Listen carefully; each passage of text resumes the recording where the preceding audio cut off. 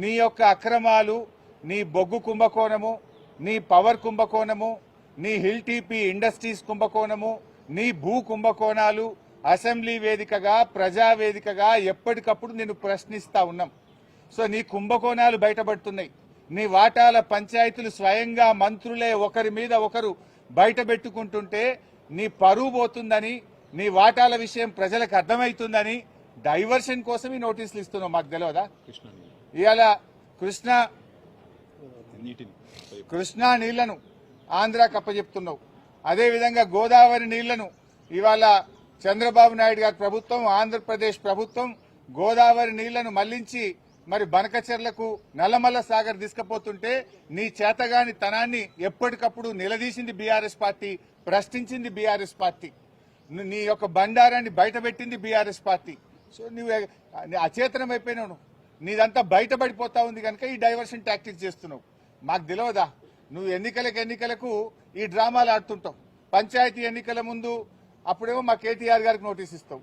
ఇప్పుడు మున్సిపల్ ఎన్నికలకు రేపో మాపో నోటిఫికేషన్ వస్తుంది కనుక మాకు నోటీస్ ఇస్తా ఉన్నావు. నీ సంగతి తెలియదు ఏముంది? మొన్న పంచాయతీ ఎన్నికల ముందేమో రైతు బంద్ వేసినావు. ఇప్పుడు యాసంగి పంటకు ఎందుకు రైతు బంద్ వేస్తలేవు? పంచాయతీ ఎన్నికలు లేవు. కేసీఆర్ గారు ఎప్పుడైనా డిసెంబర్ నుంచే రైతు బంద్ స్టార్ట్ చేసిండు. జనవరి అయిపోయినా రైతు బంద్ పట్టలేదు. పంచాయతీ ఎన్నికల ముందేమో బతుకమ్మ చీరలు ఇచ్చినావు, మహిళలకు వడ్డీ లేని రుణం ఇచ్చినావు, రైతు బంద్ ఇచ్చినావు. ఇప్పుడు మున్సిపల్ ఎన్నికలు వచ్చినాయి, ఊర్లో నిడిచిపెట్టిండు, రైతు బంద్ ఎగ్గొట్టిండు. ఇప్పుడు ఇయాలటి నుంచి పట్టణాల్లో బతుకమ్మ చీరలు వస్తారట, ఇయాలటి నుంచి పట్టణాల్లో మహిళలకు వడ్డీ లేని రుణం ఇస్తారట. ఇగో ఇవాళ మాకు ఈ నోటీస్ ఇచ్చి మమ్మల్ని ఎంగేజ్ చేసే ప్రయత్నం. అంటే పొలిటికల్ గా బీఆర్ఎస్ పార్టీ థ్రెట్ గా ఆయన ఫీల్ అవుతా ఉన్నాడు. పంచాయతీ ఎన్నికల్లో రేవంత్ రెడ్డి అంచనాలు తప్పినాయి. 40% సర్పంచులు గెలిచి బీఆర్ఎస్ పార్టీ అద్భుతమైన విజయాన్ని సాధించింది. దాంతో ఆయనకు దిమ్మ తిరిగిపోయింది. ఈ మున్సిపల్ ఎన్నికల్లో కూడా మళ్లీ బీఆర్ఎస్ పార్టీ బలమైనటువంటి ప్రత్యర్థిగా ఉంది కనుక ఈ డ్రామాలన్నీ షురూ చేసిండు. చీరలు పంచి ఎన్నికలు వచ్చినాయి కనుక చీరలు పంచుతా, వడ్డీ లేని రుణం పంచుతా అని డ్రామాలు స్టార్ట్ చేసిండు.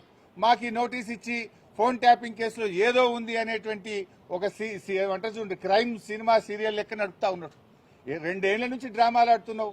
ఆల్రెడీ నువ్వు గతంలో నా మీద ఫోన్ ట్యాపింగ్ కేసు పెడితే హైకోర్టు కొట్టేసింది, సుప్రీంకోర్టు కూడా కొట్టేసింది. నీ చెంప చెల్లుమనే విధంగా తీర్పు ఇచ్చింది. నువ్వు పెద్ద పెద్ద అడ్వకేట్లను, రాష్ట్ర ప్రభుత్వ డబ్బులను, కోట్లాది రూపాయల డబ్బులు ఖర్చు పెట్టి పెద్ద పెద్ద న్యాయవాదులను పెట్టినావు నా మీద. ఎంత పెద్ద న్యాయవాదులను పెట్టినా న్యాయం నా వైపు ఉంది గనక, మేం తప్పు చేయలేదు గనక, ధర్మం మా వైపు ఉంది గనక హైకోర్టులో మేము గెలిచాం. సుప్రీంకోర్టు కూడా నీ చెంప చెల్లుమనే విధంగా నువ్వు స్పెషల్ లీవ్ పిటిషన్ వేస్తే కూడా కొట్టివేసింది. న్యాయం నిలబడ్డది, ధర్మం నిలబడ్డది. అయినా నువ్వు మళ్ళీ పిలుస్తున్నావు. సుప్రీంకోర్టే కొట్టేసినాక మళ్ళీ పిలుచుడేంది డ్రామా? ఏంది డ్రామా? ఎన్ని రోజులు ఈ డ్రామా నడుపుతావు? 2 సంవత్సరాలు దాటిపోయింది. అంటే ఒక కంటిన్యూస్ గా ప్రజల్ని ఎంగేజ్ చేయాలని, మీడియాను డైవర్షన్ చేయాలని, ప్రజల అటెన్షన్ డైవర్షన్ చేయాలని నువ్వు ఎంత డైవర్షన్ చేసినా నేను ఎడవం.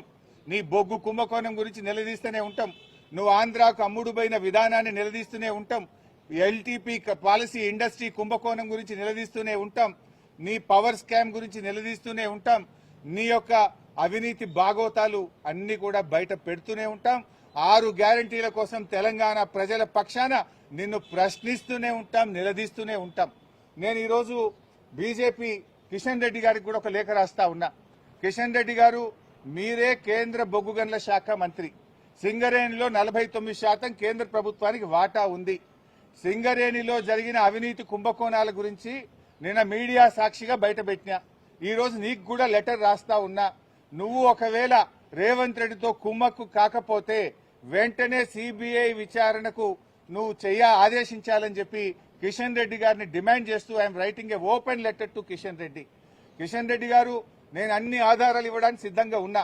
రేవంత్ రెడ్డి బావమరిదే ఈ యొక్క కుంభకోణాన్ని ఎట్లా నడిపాడు, ఎట్లా ఈ టెండర్లన్నీ రింగు చేశాడు, మరి కోల్ ఇండియాలో గాని, అదేవిధంగా వెస్టర్న్ కోల్ ఫీల్డ్స్ లో గాని, గతంలో సింగరేణిలో గాని ఎప్పుడైనా -10 నుంచి -20 టెండర్లు పోతుండే. ఈ సైట్ విజిట్ సర్టిఫికేట్ పెట్టిన తర్వాత మరి ఎవరెవరు టెండర్లు వేస్తున్నారో తెలిసి రేవంత్ రెడ్డి బావమరిది ఆ కాంట్రాక్టర్లను బెదిరించి వాళ్ళు ఏ రకంగా ప్లస్ టెండర్లు, ఆయన పొందిండు టెండరు, ఆయన ఎవరనుకుంటే వాళ్ళకి టెండర్ వస్తుంది, ఎవరనుకుంటే వాళ్ళకి సైట్ విజిట్ సర్టిఫికేట్ వస్తుంది. నైనీ బ్లాక్ ఒక్కటే రద్దు చేయడం కాదు, ఈ టెండర్లు రద్దు చేయాలి. దీని మీద సిబిఐ విచారణ జరపాలని నేను నిన్న డిమాండ్ చేసిన.